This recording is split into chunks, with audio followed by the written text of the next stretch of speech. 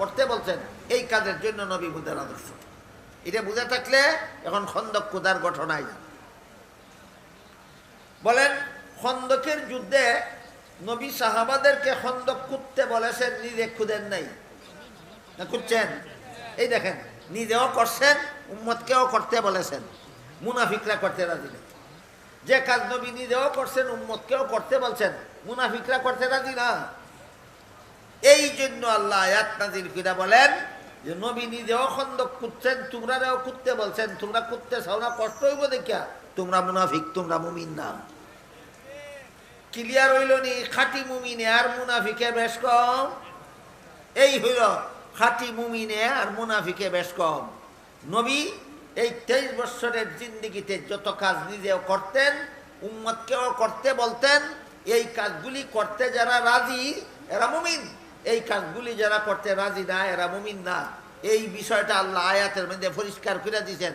আয়াতে আল্লাহ বলেন, আল্লাহর রাসূলের মধ্যে যে তোমাদের জন্য আদর্শ রয়েছে, এই আদর্শ গ্রহণ করতে পারবে কারা? 3 গুণের গুণী যারা। লিমান কানা ইয়ারজুল্লাহ ওয়াল ইয়াউমাল আখিরা ওয়া যাকারাল্লাহ কাসীরা। 3 গুণের এক গুণ হইল যারা আল্লাহর সন্তুষ্টি চায়, আরেক গুণ হইল যারা আখিরাতের জীবনকে সফল করতে চায়, আরেক গুণ হইল যারা আল্লাহকে বেশি বেশি স্মরণ রাখে। আল্লাহর সন্তুষ্টি চায়, আখিরাতের জীবন সফল করতে চায়, আল্লাহকে বেশি বেশি স্মরণ রাখে। মুনাফিকে না, মুমিনে।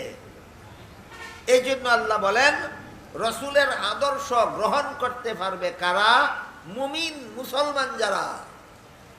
মুনাফিকের মধ্যে যেহেতু 3 গুণের একটাও নাই, এরা আল্লাহর সন্তুষ্টি চায় না, এরা নিজের মনের সন্তুষ্টি চায়, এরা আখিরাতের জীবনটা সফল করতে চায় না, এরা দুনিয়ার জীবন সফল করতে চায়, এরা আল্লাহকে বেশি বেশি স্মরণ করে না, এরা আল্লাহকে ভুলে যায়। কাজেই মুনাফিকরা নবীর আদর্শ গ্রহণ করতে পারবে না। একমাত্র মুমিন মুসলমানেরা নবীর আদর্শ গ্রহণ করতে পারবে। এই কারণে হাদিস শরীফে আল্লাহ রাসূল বলেন, কুল্লু উম্মতি ইয়াদখুলুনাল জান্নাতা ইল্লা মান আবা। কিলা ওয়া মান আবা? ক্বালা মান আতাআনি দাখালাল জান্নাতা ওয়া মান আসানি ফাকাদ আবা। আও কামা ক্বালা আলাইহিস সালাতু ওয়াস সালাম। রাসূল বলেন, আমার সমস্ত উম্মত জান্নাতে যাবে, কিন্তু যারা আমাকে মানে না তারা জান্নাতে যাবে না। কথাটা ভালো করে খেয়াল করেন। আমার কথা শেষ, হাদিসটা কইয়াই কথা শেষ করে দিতেছি। রাসূল বলেন, আমার সমস্ত উম্মত জান্নাতে যাবে, কিন্তু যারা আমাকে মানে না তারা জান্নাতে যাবে না। সাহাবায়ে কেরাম জিজ্ঞাসা করলেন, আপনাকে মানে না কারা? জবাবে রাসূল বলেন, যে কাজের যে নিয়ম আমি শিখাইছি, যে কাজের যে নিয়ম আমি শিখাইছি, ওই কাজ ওই নিয়মে যারা করে এরা আমারে মানে।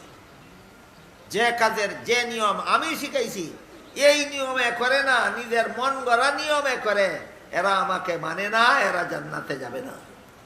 আমাদের সমাজে একটা প্রায় সময় একটা কথা বলা হয়, আমরা নবী, আমি নবী মানি আর আমার দলে নবী মানে, অন্য কেউ নবী মানে না। তোমার কথায় আর আমার কথায় নবী মানা হয় না।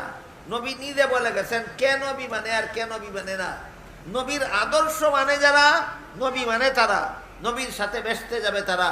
নবীর আদর্শ যারা মানে না, এরা নবী মানে না, নবীর সাথে বেসতে যাবে না। এবার বুঝে থাকলে বলেন, নবীর আদর্শ সিরাতুন নবীর আলোচনা ছাড়া বুঝে আসবে? এই জন্য নবীর আদর্শ না মানলে, যেহেতু নবী মানা হয় না, নবীর আদর্শ না মানলে বেসতে যাওয়া যাবে না। কাজে বেসতে যাইতে হইলে নবীর আদর্শ মানতে হবে, নবীর আদর্শ মানতে হইলে সিরাতুন নবী জানতে হবে। তাই আল্লাহ আপনাদের আমাদের সবাইকে সিরাতুন নবীর আলোচনার মাধ্যমে নবীর আদর্শ জানা, নবীর আদর্শ পালন করিয়া আমাদেরকে আল্লাহ জান্নাতে যাওয়ার তৌফিক দান করুন। সবাই বলুন আমিন। সুবহান রাব্বিকা রাব্বিল ইজ্জাতি আম্মা ইয়াসিফুন ওয়া সালামুন আলাল মুরসালিন।